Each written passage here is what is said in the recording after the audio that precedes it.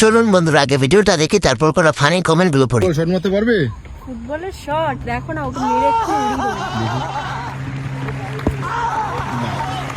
কেমন দিলাম? খুব বাজে। কি জোর লেগেছে। এই সময় কম, শুরু করো।